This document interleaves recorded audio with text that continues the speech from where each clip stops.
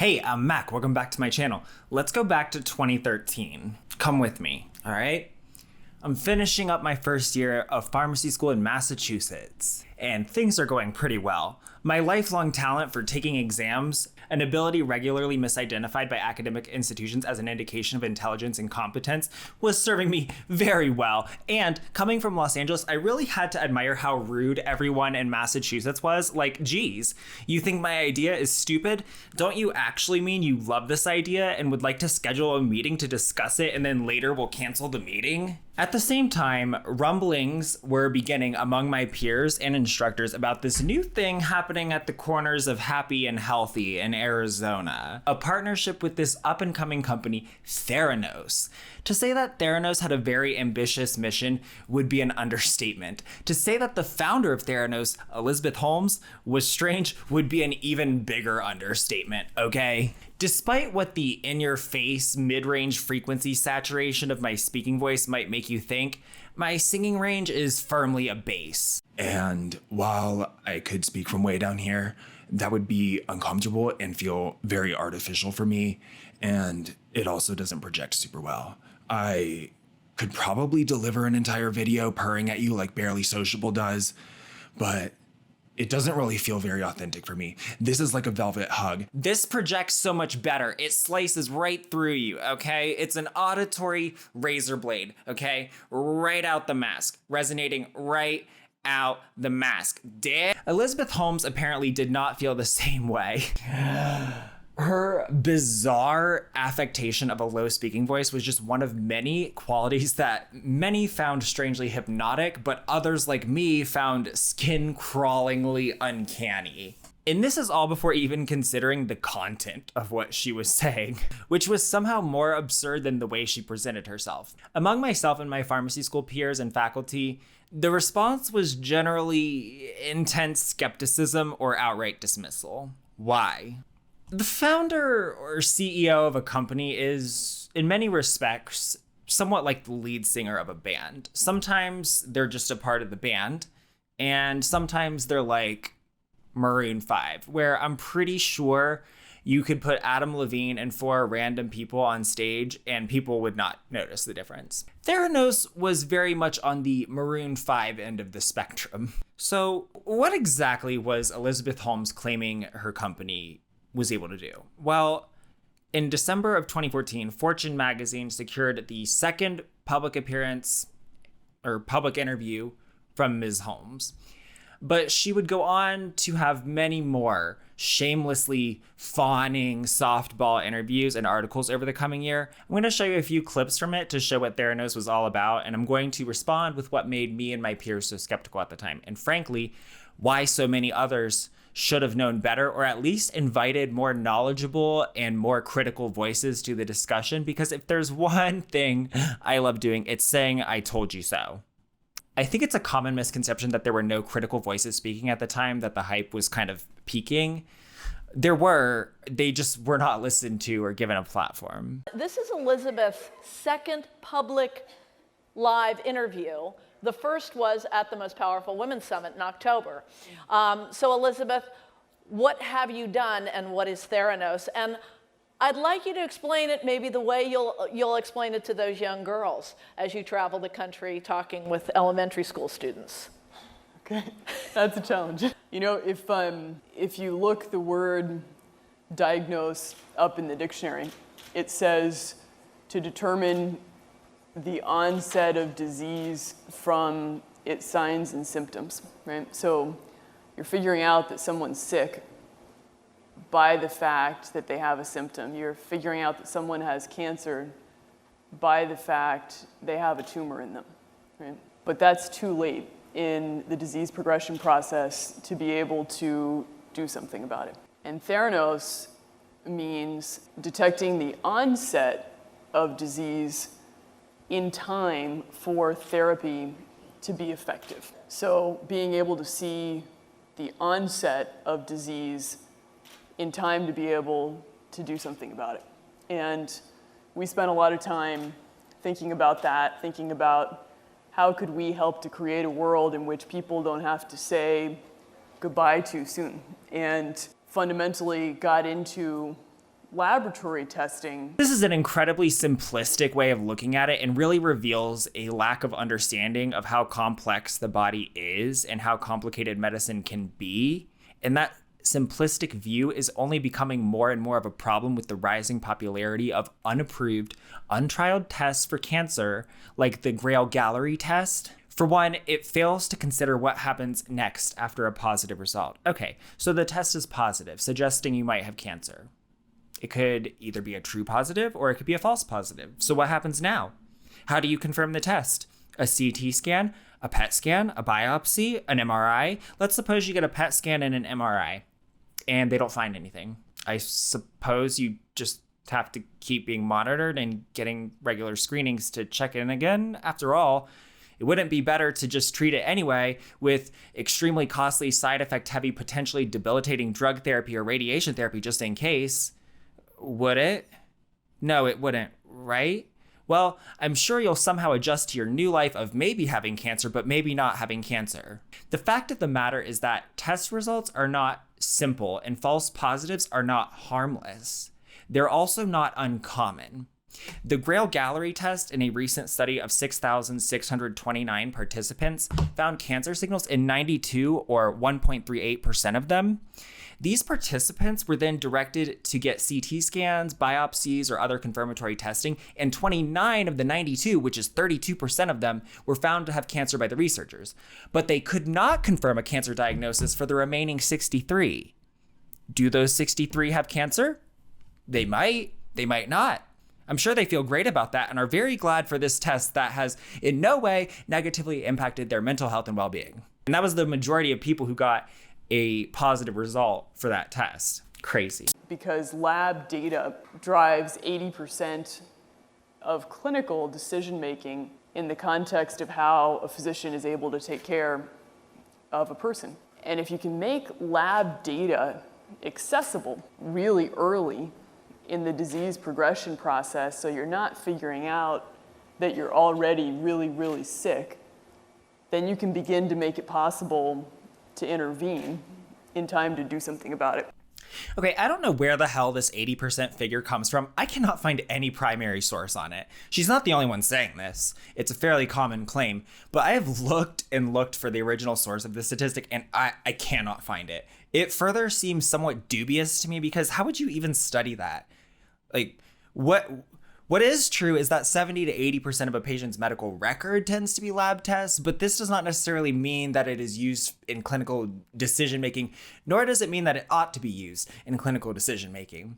The problem is that it is just not that simple. A lab test is not this clean, definitive result, especially for the type of disease she seems to be referring to, such as cancers. There are other diseases that can be diagnosed by lab tests, but typically these don't have quite the level of criticality in terms of being caught early. And also this whole like catching it early is the most important thing is sort of becoming an outmoded way of thinking in cancer. But that's another thing. Diabetes is another disease state that she commonly references as being underdiagnosed due to lack of blood testing. For this, I would question how Theranos purports to be the solution for that. Because usually the reason HbA1c does not get tested is because the doctor fails to order it when they should have, or the patient misses an appointment. I suspect that Theranos would answer that through their lobbying. They could empower patients to order their own lab tests that would, of course, given that they were not ordered by a provider, would be costly and require the patient to know which lab tests they needed, which is not really a solution to this problem, since upon receiving the result, the patient really ought to be following up with their physician anyway, who failed to order this lab test in the first place. Furthermore, with prediabetes, the intervention would be to exercise regularly and make healthier food choices, like avoiding processed foods high in added sugars and eating more fruits and vegetables, which like patients already know they should do. HbA1c is most useful when it's tracked over time. And I have to imagine the type of patient who is going to schedule regular self-paid lab tests to monitor the results is a rather thin slice of the population.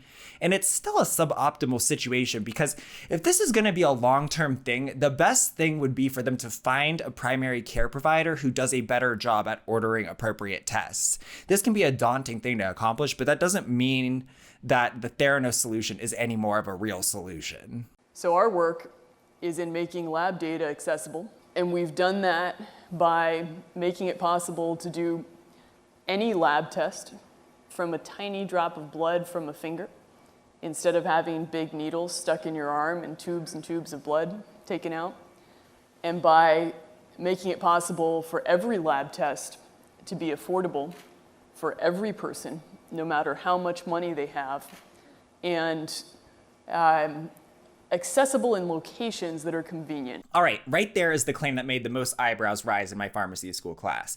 Any lab test from a tiny drop of blood? This is impossible. Why? Because while some lab tests can indeed be run on a tiny drop of blood, for many lab tests, a tiny drop of blood is not a big enough sample size. Let's do an analogy. Suppose you want to know what percentage of men in the Salt Lake City metropolitan area are gay. Okay? So Elizabeth Holmes comes along and she knocks on my door and she goes, "Are you gay?" And I'm like, "Yes, you strange woman, I am. Can I help you with something?" She walks away to my next door neighbor down the hall and she knocks and she's all, "Are you gay?" And he's like, yeah. She moves down the hall to one more apartment and terrifies the guy in the next apartment by asking him the same question. And she gets another frightened yes answer. She asserts that these 3 apartments are a perfectly acceptable sample size and concludes that 100% of men in the Salt Lake City metropolitan area are gay. Yes, that's actually true of my living situation. And no, I do not live in any type of gayborhood. It really is just a coincidence that there are 3 gay men in a row, because sometimes coincidences happen. Okay, coincidences happen all the time. They happen all the time. That's why it's important that you use a big enough sample size. Notice how no matter what technological marvels you have in this example, it is impossible to ensure an accurate result if you are only going to sample 3 or 10 or even 20 apartments. You can have all the incredible technology in the world, but if your sample size is too small, you will have the risk of getting a wildly inaccurate result due to coincidences, because the problem is not technological. It was perfectly accurate in how many gay men were in the 3 apartments surveyed. That's not at issue. The issue is, while the sample was accurately measured, the sample was not representative of the population because the sample was too small. It might suck to ask 1,000 people that question or to get tubes and tubes of blood taken, but just because that sucks doesn't mean you can just decide that an inaccurate result is fine. There are tests that can indeed be run on a tiny drop of blood, but that's not the claim Theranos made. That you could run some tests on a drop of blood would not be remotely suspicious. That you can run any test on a tiny drop of blood is extremely suspicious, because that is impossible. In regard to the tubes and tubes of blood, once you've been stuck with the needle, I feel like the quantity of blood they take doesn't really matter. The issue that some people have is the needle itself and actually getting it inserted, but we'll talk more about this later. Also, the suggestion that the Silicon Valley VC-funded startup Theranos was going to make every lab test affordable for every person no matter how much money they have is so ludicrous that I'm not sure I even need to explain why, but for starters, yeah. I'm sure that your investors are expecting no return on their investment whatsoever at this private for-profit healthcare company, and will in no way expect you to maximize profits once your magic blood testing machine arrives from the Hogwarts Medical Technology Center and is fully operational. Not at all. That's how this works. They just want to help people.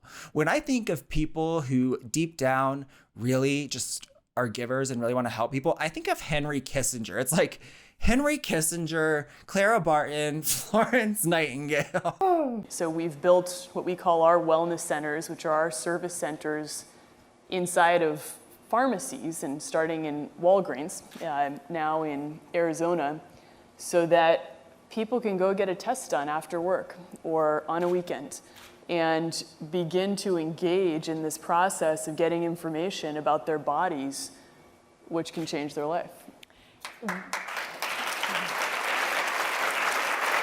How long do you think it took the Walgreens executives to recover from the dehydration resulting from their profuse salivation at the prospect of having yet another profit driver for pharmacists to push?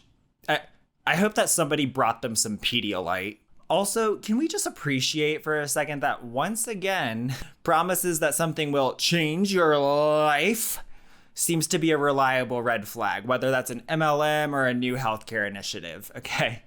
Furthermore, most hospital labs are also open for these hours, and that's where a lot of patients get sent for labs, and I seriously doubt that Theranos would ever have expanded into every Walgreens. More likely, they would only be at the high-performing, high-traffic stores in major urban areas, and they probably would not be open the same hours as the store would be.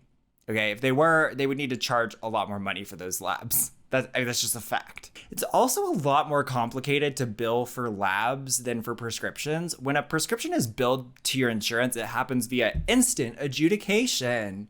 As in, on the spot, right there, you know if it's covered or not covered and how much your share of the cost is. Okay, that's not how medical billing works. While I know that Theranos purports to be enabling self-ordered, self-paid lab tests, the fact of the matter is that most lab tests are ordered by a patient's doctor, and most patients have insurance and would expect their insurance to pay for part of it. So insurance billing would presumably be something that needs to happen here, and that would create its own administrative headaches for the providers at these stores.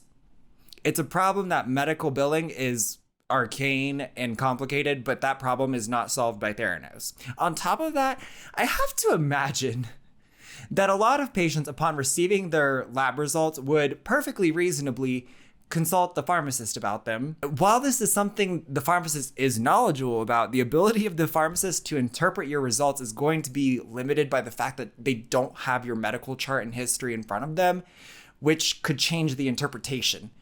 There are some tests they can interpret just fine, but there are going to be limits on how helpful they can be.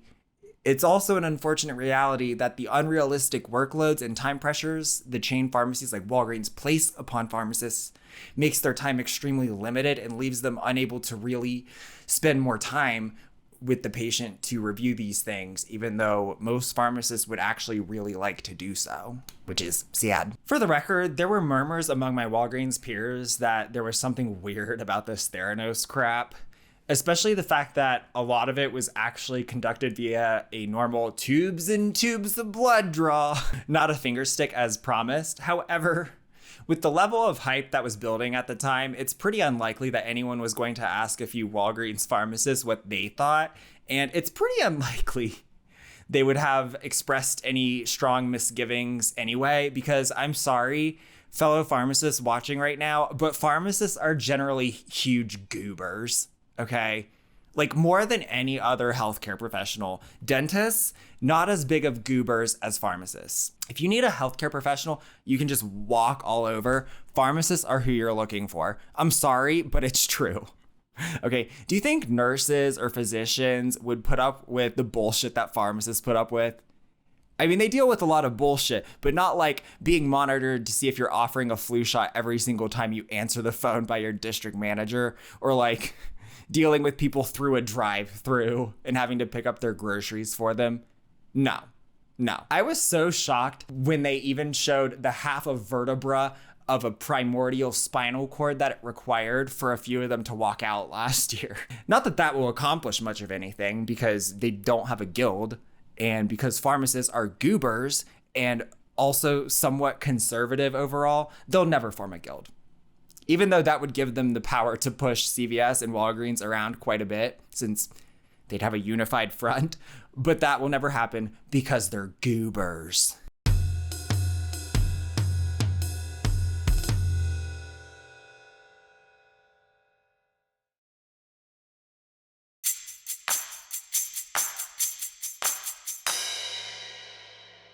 The way we described it in the story is 1/100th to 1/100th to 1/1000th the amount of blood that you would normally need to give blood. Pain-free, quicker, cheaper, and you can do all sorts of tests. I don't know where people are getting this idea that finger sticks are pain-free, but finger sticks fucking hurt. They hurt way more than a needle in the vein does, okay? It's just false. A venous blood draw is mostly painless. You barely feel it. A finger stick is not. It's also not quicker, It's an unfortunate irony that for many patients with diabetes, their circulation is not great, so it takes quite a bit of effort and fuss to get a blood drop they can use to test. They might have to try several fingers and then even really have to like milk the finger to get a drop to come out. It gets harder the more finger sticks you do because your skin tends to callus over when you test repeatedly as well. A finger stick might be less psychologically painful for those with a phobia of needles, but that doesn't excuse an inaccurate description of the actual levels of physical pain experienced in a finger stick versus a venous blood draw with a needle. Quicker is also false. For many people with poor circulation in their fingers, a finger stick can be a difficult, complicated process of sticking several fingers with the lancet and milking it to get a drop to finally come out. It's just not the simple, easy process they portray it as a significant amount of the time, okay? Especially for children and elderly people. There are also things that they can do for you if you have a needle phobia to help you. There are exposure therapies, there's psychological therapy, a doctor can prescribe you something like Ativan to take beforehand that could help. There are things that can help if you need a lab test done and you are unable to do so because of overwhelming fear. Additionally, it is unlikely that many tests would be able to happen on a single drop of blood because a lot of tests are performed by a chemical reaction with the blood, meaning you can't use the same sample twice because it got transformed by the first test. So like you can't just do all the tests on a single drop. Actually, this is as good of a time as any to discuss this. Clearly, based on her wardrobe choices and mannerisms, she sees some sort of similarity between herself and Steve Jobs, right? She sees Steve Jobs as this visionary, this revolutionary who changed the world, and therefore she can innovate and change the world too. Except the goal of Apple Computer and the goal of Theranos are just not the same thing, okay? The iPod was a game-changing product, absolutely. However, the iPod was not any type of technological breakthrough. At the end of the day, it was composed of off-the-shelf parts from other vendors. The technological thing that made the iPod possible was that Apple learned of a new hard drive being made by Toshiba that was only 1.8 inches instead of the 2.5 inches that other hard drive-based MP3 players were using at the time. And right away, they purchased the rights to these Toshiba drives for the iPod, realizing its potential for a high-capacity but also highly portable MP3 player, which was unlike anything else on the market at the time. At the time, you could have either a flash-based MP3 player that couldn't hold very many songs, like it was like 64 megabytes or whatever, or you could have one with a really bulky 2.5 inch hard drive, not to mention the clunky, difficult to use software through which you would interact with the damn thing. Apple came in and filled the gap in the market with an MP3 player based on the 1.8 inch hard drive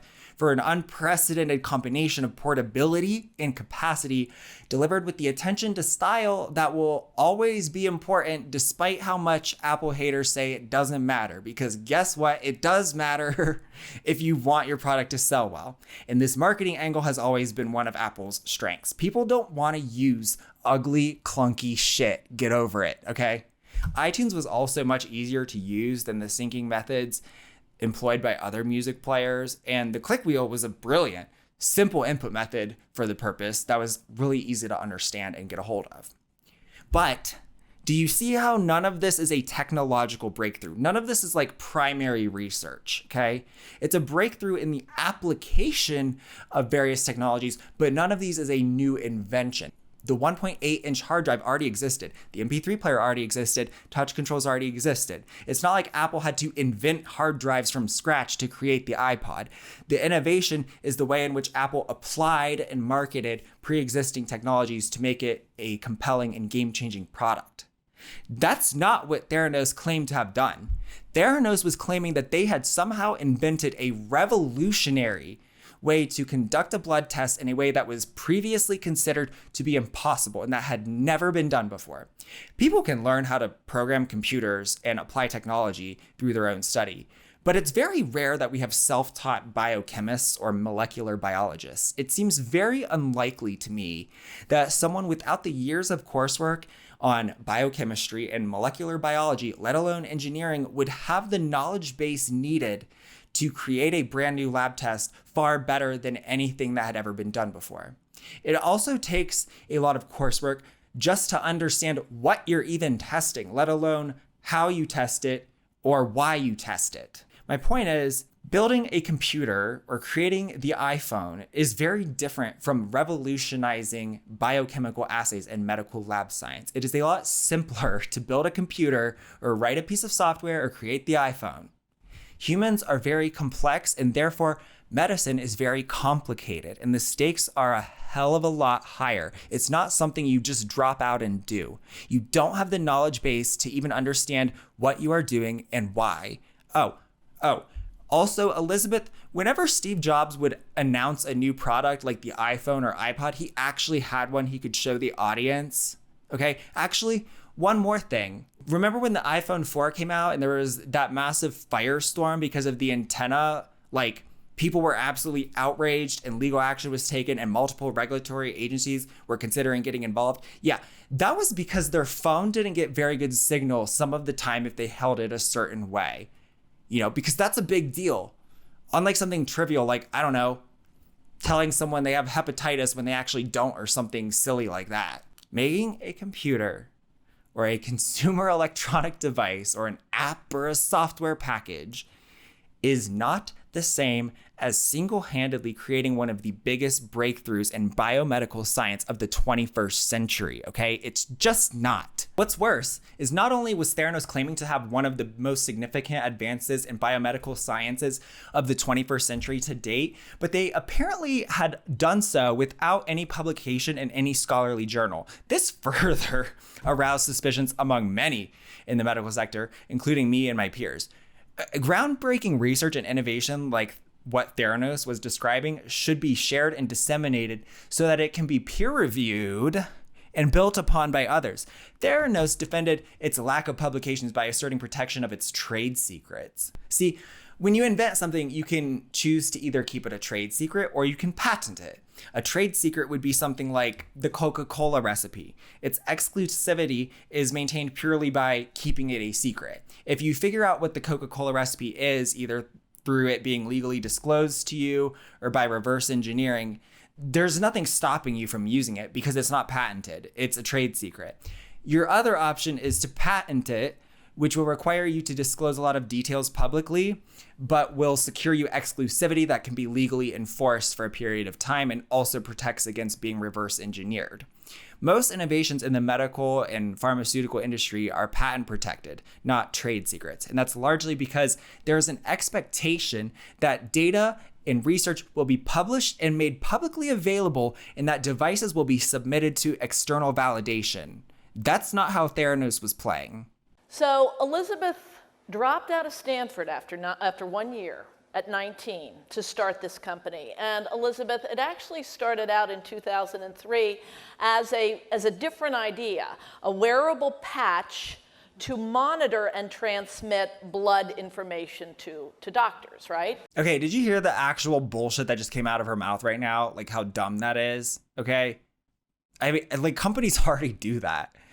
But and it's also of questionable utility. And yet that's not actually what the original stated goal of Theranos in 2003 was. But I'm guessing this interviewer is kind of softballing it because the actual original idea sounds so fucking stupid by now that it's embarrassing.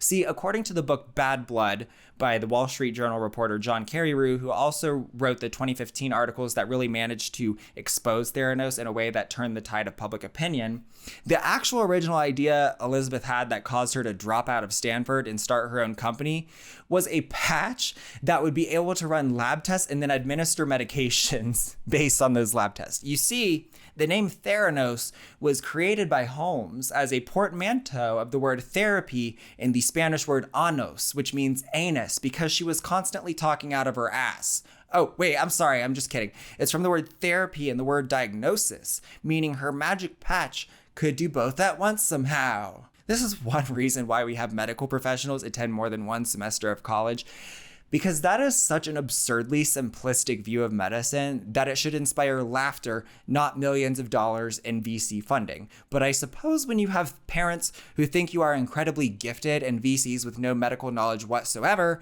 they assume that the nonsense ideas you're speaking are even remotely possible or profitable. Like, wow, That's a great idea. I have an idea too. It's a patch that fixes all your problems, puts $1,000 in unmarked bills in your pocket every 5.5 hours, whispers the perfect comeback in your ear every time you're in an argument, and gives you a handjob on demand that runs on the power of moonlight and smooth jazz. Seriously. These fucking rich people truly live in a completely different universe from the rest of us. She drops out of Stanford with that utterly brain dead, completely impossible, flat out fucking stupid ass obvious so-called idea. And her parents' response is to give her the rest of the tuition they saved up so she could start a business based on it, based on that idea, based on the fucking idea of a patch with like a little doctor and pharmacy inside of it. Like, if I dropped out of USC with that idea, my parents would have been like, are you high right now? Did California get you with that weed nonsense? No? Well, that sounds imbecilic. Guess you won't be needing any tuition money. Good luck with the whole earning a living thing. Like, god damn it, I can't believe my parents won't let me have their tuition savings for my idea simply because it's not possible and sounds insane. Damn it, Mom.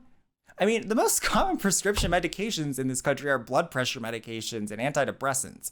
And those are not diagnosed and prescribed based on lab tests.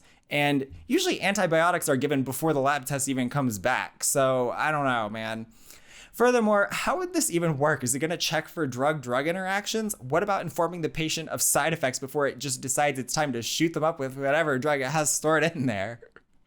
What about drug-food interactions? Does the patch know what medications the patient might be taking later or what they're going to eat later? Is all the medication stored in the patch? What if the patch gets damaged? How would this miniature pharmacy even fit in the patch? Who the hell are these patients that are contracting so many lab-diagnosed diseases? And what the hell are they doing with their lives that is causing this? Who pays for the malpractice damages when the patch fucks up?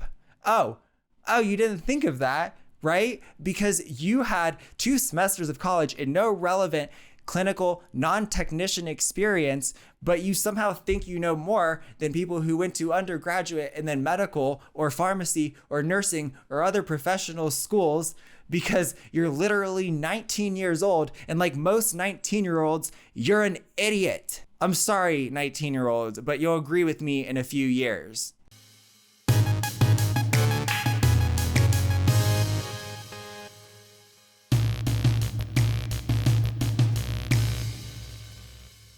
I think that many people, especially those not in any type of medical field, not to say that many in a medical field were not also bamboozled, but just that they were more likely to be skeptical than others, look back and think, we were all fooled. Well, there were actually many highly qualified people raising concerns, but it turns out that nobody was listening. Instead, we had the media fawning over a startup founded by someone with no medical qualifications whatsoever, guided and funded by a board largely composed of politicians and ex-military officers who, also had 0 medical qualifications, making claims about research that supposedly happened behind closed doors that was never submitted for peer review, where it could, actually be reviewed by literally anyone who is remotely qualified to do so. I mean, at some point, you have to stop and realize that the clowns are running the circus here. So here are a few choice Reddit comments, for example, that could have saved a lot of money for investors and a lot of anguish for patients. I'm not going to read the entire comment each time because a lot of them are very long, but I'm going to grab the key points and then leave out anything that is repeated and just put anything that's different from each comment, okay? February 26th of 2014 from user/mebleck, I guess, in response to a link to a Wired article titled, "This woman invented a way to run 30 lab tests on a tiny drop of blood," posted in r/offbeat. Preface, I am a med tech and have managed a lab. This looks like bullshit. She's invented a marketing campaign for her lab. Her nanotube is the exact same thing that already exists, called a microtainer, made by BD. Finger pricks also get done daily, usually on kids. Finger pricks are undesirable samples for the following reasons. Number 1, manual manipulation, which is milking the blood out of the finger, results in a higher chance of hemolysis, which can render the results of many tests invalid. Number 2, finger pricks have a higher volume of interstitial fluid in the sample, possibly skewing the results. Number 3, finger pricks take longer. Number 4, finger pricks hurt more than a needle. And number 5, Finger pricks tend to clot in the tube, which is a big no-no for a complete blood count. Modern chemistry and hematology analyzers only use microliter amounts of serum per test. Every day, labs do full chemistry panels on microtainers of blood, so I'm not sure why her system is better. The reason we take tubes with quote-unquote large amounts of blood, I put large in quotes because each tube holds about a teaspoon of blood. I could literally take hundreds of them out before you'd feel the effects of blood loss, are, number one, it's a better sample, so that means less recollections. We have extra in case there's a problem in analysis, which means less recollections. Number three, the doctor can add on more tests if something comes back weird, which means less recollections. And number four, the doctor can order immunoassays or esoteric testing that requires more volume. Again, less recollections. Are you seeing a pattern here? The lab does not want to be recollecting. It's a waste of your time and a waste of our time. Why not take the extra that you're not going to miss in the first place instead of having to come back a second time? Unless she has some breakthrough testing methodologies that require significantly less blood than is currently used. And I don't think some Stanford dropout working in her garage is better able to develop these tests than multi-billion-dollar diagnostics companies. Trust me, if some company came along with an analyzer that required 10 times less blood sample with no downsides, they would win this entire market and sell billions of dollars in reagents. Of course, they'd be doing it if they could. She goes on about automated analysis in her interview a bit, but labs are already highly automated. The trouble comes from shitty collections such as finger pricks and shitty delivery times. She mentioned the problems of people not coming to get their blood work done because they are scared of needles. This is a problem, but it's not a pre-analytic problem. And it's not going to be solved with a new microsampling technique. Bullshit. Unquote. Well said, but I guess these investors just know better than a medtech who has managed a lab, right? June 23rd of 2014, from Talon03, in response to the same article on r/technology. The claim that Theranos is able to do all the testing using a single microsample as opposed to having to draw a dedicated tube for each type of test is a fallacy. You do not need to take a separate tube of blood for each test. You may see your doctor/nurse/phlebotomist taking multiple tubes, but that's because the blood is going to different places. For example, over here, we have a yellow top tube for biochemistry samples and a purple top tube for hematology samples. Why can't we perform the tests on the same tube? Well, there's anticoagulant in the purple top tube so that they can do blood counts, and that interferes with the assays that biochemistry does. Unless she has invented a completely novel anticoagulant, this still is going to be an issue, or she won't be able to perform every test. Talon03 then quotes where in the article the interviewer asks, so if I got a blood test and my doctor saw the results and wanted other tests done, I wouldn't have to have more blood drawn? And Ms. Holmes answers, exactly, and on their lab form, the physician can write, if a given result is out of range, run this follow-up test. And it can all be done immediately using that same sample. And Talon03 responds, yep, we can do this already too. The reason that it's not done a lot is that the doctors won't check the results straight away and might only look at them the next time the patient is in. That might be a week later, and the serum/blood at that point has either been sitting around for a week and isn't good for anything, or it has been disposed of. There are countless comments like this just on Reddit alone from qualified individuals making great points based on their experience and their expertise. Now, here are a few items from Reddit that I want to share with you from that time period simply because they're extremely juicy. On August 13th of 2015, a user posted a text post in r/biotech reading, Master of Science, MD, but no bioengineering background. Job prospects in biotech/laboratory medicine? Let's just take a moment to admire the spectrum of confidence ranging from Elizabeth Holmes over on one end, revolutionizing laboratory science and medicine as we know it with no degrees. And then on the other end, we have this medical doctor with a master's in science who is worried that they have no bioengineering background and therefore might not be qualified to get a job in biotech or laboratory medicine. Incredible. Anyway, in their post, they mention being fascinated by the booming consumer industry. For example, Theranos. And U/CBF88 responds to the question and in their PS writes, I interviewed and declined a position at Theranos. That place does not have their shit in order. Incredible. But right here, I think I have found the mother of all juicy Reddit Theranos content, okay? Although I should preface that apparently there was already a YouTuber that found this post, Magnets Media, because there's a comment saying, LOL, so who's here from YouTube on March 7th of 2022, like over 2 years ago. I was excited because I found it using social grep, but apparently it's old news, but I was very excited. Whatever. I'm sure some people haven't seen it. On April 4th of 2012 in r/jobs, u/bioengineering, great username by the way, posted a text post titled, I have a high-paying job in an organization based on lies and fear. Is this normal? I'm not going to read the whole thing, but I'll give you the highlights, okay?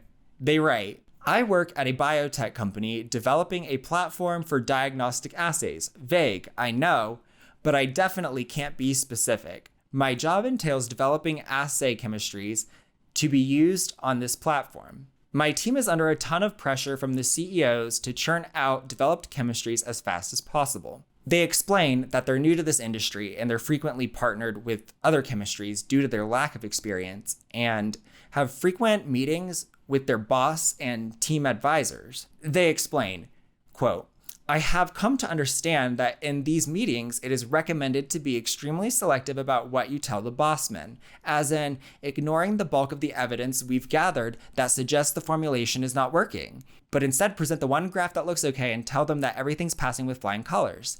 Once the lie is in place, I then have to back it up with data that is simply unattainable, and I get shit from my boss for it. The Redditor goes on to say that what they've described seems to be the common practice at their workplace, with an overall culture of lying to each other in order to look better in the short term, even though the product actually doesn't work at all, and that the CEOs, quote, reward those who tell them exactly what they want to hear and punish those who bring them problems and suggestions for improvement. I firmly believe this system is going to drive the company into the ground because the CEOs are training everyone to lie to them. When they try to implement the product, it's going to fall apart because there's just no accountability. I can't stand it. I left at noon today because I couldn't keep myself from crying. I hate lying to people and I hate discrediting myself by pretending I'm okay with it. I relate to that. This entire organization is hollow and fear-based. This person did end up editing their post to clarify that, yes, indeed, as suspected, they did work at Theranos. Yeah, not great. October 15th of 2015, the Wall Street Journal publishes an article by John Carreyrou titled A Prized Startup's Struggles. It's an excellent piece of investigative journalism, and it is devastating for Theranos, detailing the inaccurate results knowingly given to patients, the misleading claims, the use of commercial analyzers from other companies while claiming they were using their own machines, the dozens of complaints from doctors and nurses, and blatantly fraudulent submissions to regulatory agencies.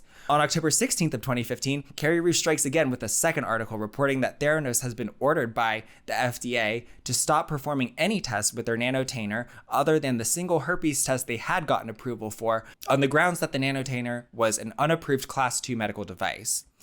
On October 24th of 2015, a team of Wall Street Journal journalists, including Carreyrou, reported that Walgreens was halting any expansion of their partnership with Theranos until they received satisfactory answers about the questions raised by that October 15th bombshell. And then on November 11th of 2015, Carreyrou reports that Safeway was backing out of a $350 million deal with Theranos to put testing centers in over 800 of their supermarkets. The article notes that despite one Safeway executive being given a terrifyingly high prostate-specific antigen test and being told by Theranos that it suggested he had prostate cancer that later turned out to be inaccurate, Safeway still had planned to go forward with the deal until that first Wall Street Journal article. You see what I mean? Red flags everywhere. And yeah, at this point, the writing was on the wall for Theranos. The jig was up. Okay. Honestly, it's extremely lucky that more harm was not done by this colossal clusterfuck. It's always important to be skeptical when extraordinary claims are made. It's worth asking what the qualifications are of those involved, and if it were all bullshit, would anyone be able to tell from the outside? Seek out critical voices from those with expertise and credentials in the relevant fields. Those voices existed for Theranos. They existed in my pharmacy school class. They existed with my pharmacy school faculty. And they existed in the mutterings of the goobers behind the counter at the corner of Happy and Healthy. And can I just say that there was one particular angle that was so frustrating for those of us who are skeptical of Theranos? Okay, it is okay to say that it is unlikely that a person has done something because that something is impossible, and the fact that the person is a woman does not make it a misogynistic statement to say that what they are attempting to do is impossible and therefore you do not believe they have done it.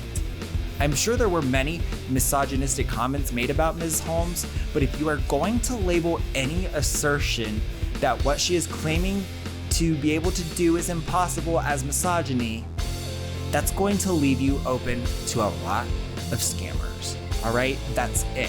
Thanks everybody. I've been Mac. Peace out.